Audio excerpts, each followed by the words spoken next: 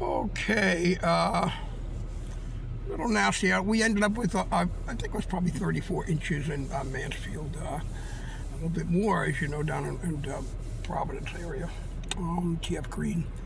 All right, so I'm going to talk about some accidents again, so many.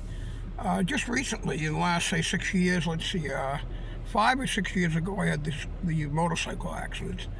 Then I had, it was time, my knees were bad. I had to do bilateral, meaning both knees replaced, so they're titanium knees.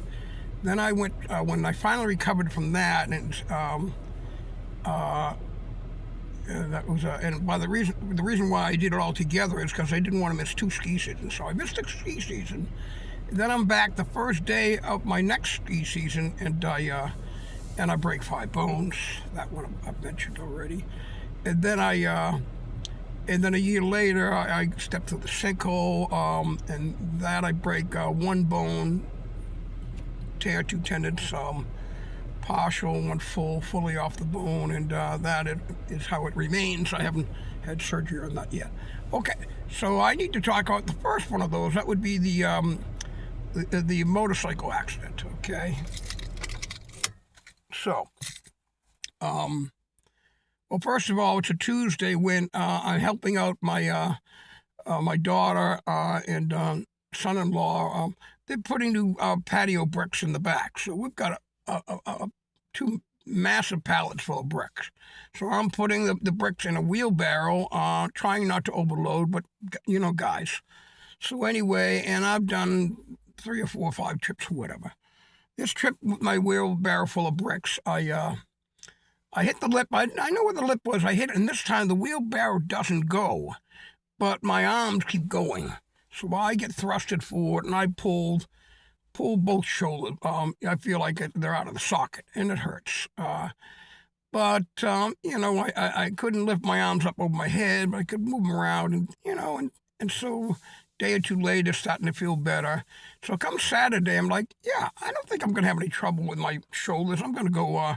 I'm gonna take my motorcycle to work. It's a Honda Rebel 500. Again, the 300 was plenty, but you know, for only a few more bucks, I can get a 500, which I really never needed. I never took that bike. I brought it up to 88 miles an hour for 2 seconds, and I said, nope, ain't ever doing that again. You know, no matter what they do with the engines, the suspensions, and you know, systems, I would hit a pothole and get thrown. Okay, little did I know this story would happen. So it's Saturday morning. I go to work. I'm on Bay Road in Easton, and it's a beautiful scenic road. It twists and turns a bit. The speed limit probably 35 in general. There might be a spot or 2. It might be 40, and then there's a couple of nasty little curves where it's down to 15 or 20, whatever. So I'm riding down Bay Road, and I look up ahead, and the S turns above me. In front of me, I see this, you know, the sand on the road. It's like, well, it's perfectly clear pavement. Where did the sand come from? So anyway, I'm gonna hit, and I'm doing probably 35. So I come up to it, and I only slow down to maybe 20, and then I can't put the brakes on again, because if I brake, I'm gonna slide in the sand. Well, it's an S curve. I mean, an S double S. I'm gonna have to turn the bike, or I'm not gonna stay on the road. So there's a lot of sand, and I think, I mean, other people do this. I can run in some sand, right? So I try to stay balanced on the bike, and it's obvious that I can't turn anymore. I'm gonna go over anyway. So I go, okay, I'm gonna aim for the dirt, you know, on the side of the road. There's a little dirt section before there's a row of trees that could, you know, kill me. So anyway, I aim for there, and I'm thinking to myself, well, this would be good. I will have my body off the road, so I won't be slamming my body onto the pavement. So I thought, yeah. So I got mostly off the road when I go down. And I don't even know why my shoulders, I guess I held on to, that part I don't understand what happened, why my shoulders hurt. But I slammed down on my side. The whole bike and my bottom is on the dirt. but not my side and not my head. And my head goes smash into the left, smash, right, bang, right on the pavement, and it is that's a wake-up call. So, but I'm not concussed. Man, that was the hardest hit. I mean, obviously, if I'm not wearing my helmet, I'm dead. But the helmet did its job, so I pop up, and I'm like, okay, let's see if I can get off the ground. The bike is laying on top of me, so my whole left leg, knee, ankles, everything, hip, elbow, everything on the left side is screwed up. And so anyway, I get the bike up, I move it to the side. Now, at this point, there are 3 or 4 cars behind me. They see the accident, and they're concerned citizens, and they want to help me. And so everybody stops the car, they get out, they look at me, and I'm embarrassed, and I don't want to believe I'm hurt. The bike has gone down, it's got a scratch on it, and the mirror's busted up, but it seems like the bike's okay. And I know I'm not okay because it's just numb pain. But so the citizens asked me, well, how you doing? Do you need to call the ambulance? I said, I'm not doing that. And I got the bike, got to tow the bike. Screw all that. I'm just gonna ride home. So they won't let me. Said, you saw what you went down. You can't drive that bike. I said, no, I'm okay. So I have to prove it. So in front of three or four cars and people looking at me, I'm doing jumping jacks. I'm out on the road freaking doing jumping jacks so I can prove to these people that it's okay for me to get on the bike and drive. So I said, okay, it's your business. So I get on the bike, and after the adrenaline of doing my jumping jacks, I said, fuck this. I'm just driving to work. Why should I miss work? And I have students waiting for me to teach classes. So I said, what the hell? So I drive a couple blocks, double check that the bike seems to be okay, and try to lift my shoulders, I can't lift them up, but they're kind of okay in place. So I drive all the way to work. It's an hour and a half, because I'm in Easton here, and I've got to go to the Boston Sailing Center. So I drive an hour and a half in, get in time to do my class. I do my classroom, and I'm out on the water for the day, and now we're going to drive an hour and a half home, and it's going to be dark, and I do that, right? And I'm such an idiot. The bike alone could completely screwed up. I don't really know, and I just drove an hour and a half to Boston, now an hour and a half back, and if it doesn't get me there, I'm kind of a little screwed there. But I make it home, okay?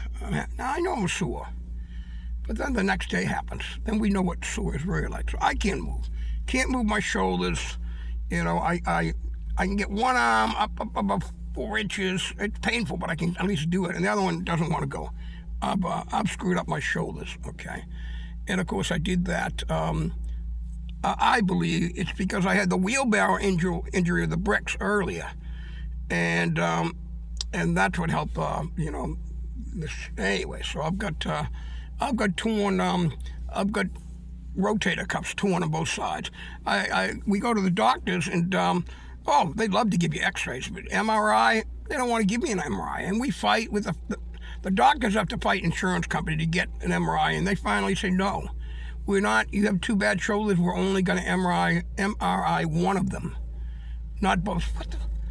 Anyway, and they accidentally choose my good shoulder, okay, my good one. Well, my good one's pretty bad. It's like half ripped off, and it's all torn to pieces. That's my good one, and the bad one's worse.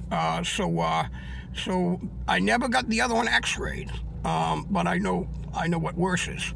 And that was not, you can't put a cast in that or something. So I was dealing with that injury. So I had a motorcycle accident.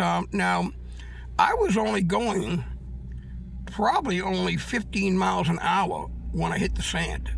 Doing 35, probably got down to 15 before I couldn't brake, I'd wipe out. I could only turn so much or I'd wipe out, and of course I wiped out anyway.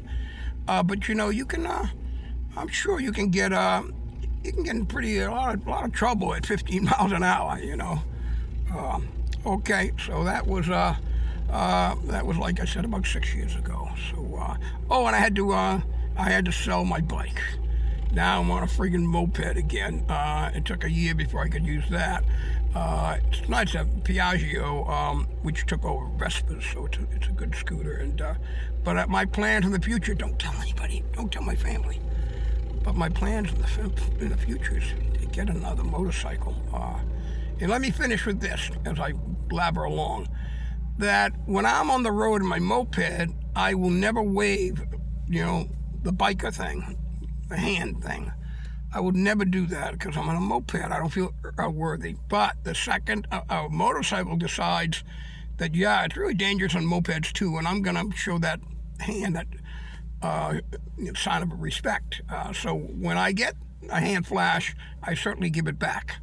But when I got my Rebel motorcycle, it was great because now I wouldn't hesitate. I saw another bike coming at me, hand goes out, hey, how you doing? Because it's fun. I'm always a big grin on my face, but it is freaking dangerous. You are really out there on open road, and it's a scary thing. So never take that for granted.